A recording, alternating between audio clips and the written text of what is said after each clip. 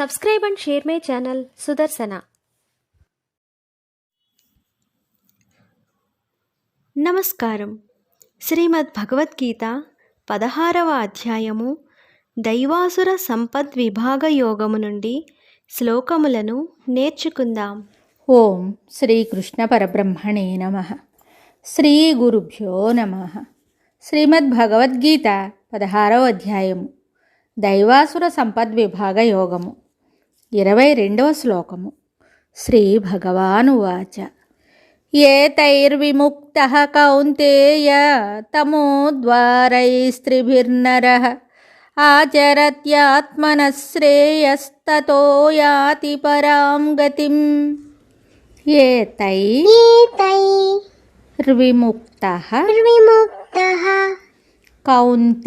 కౌంతేయ తమోద్వారై స్త్రిభిర్నరః ఆచరత్యాత్మనః శ్రేయస్తతో యాతి పరాం గతిం. ఏతైర్విముక్తః కౌంతేయ తమోద్వారైస్త్రిభిర్నరః ఆచరత్యాత్మనః శ్రేయస్తతో యాతి పరాం గతిం. ఈ శ్లోకమునకు భావము భగవానుడు చెప్తున్నాడు. ఓ అర్జున, కామక్రోధ లోభములను నట్టి ఈ 3 నరకద్వారముల నుండి బాగుగా విడువబడిన మనుజుడు తనకు హితమును గావించుకొనుచున్నాడు. అందువలన సర్వోత్కృష్టమగు మోక్షగతిని పొందుచున్నాడు. కామక్రోధ లోభములను ఈ 3 దుష్టగుణములు ఉన్నంతవరకును ఎవడునూ వృద్ధికి రాలేడు, హితమును పొందలేడు, తనకు మేలు అనర్చుకొనలేడు.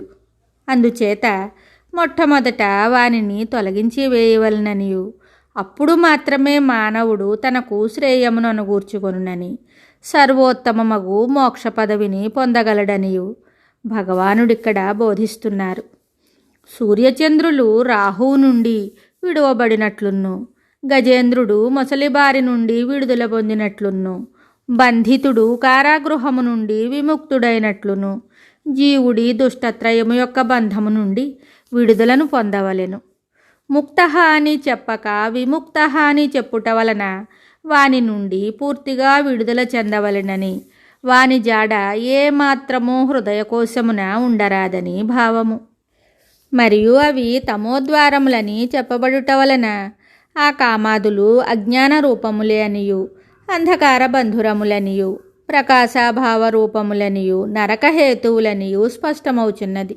అవి తమోద్వారములగుటచే అవి కలవాడు చీకటి ఇంటిలో కాపురము పెట్టిన చందముననే ఉండును, అనగా దుఃఖములనే అనుభవించును.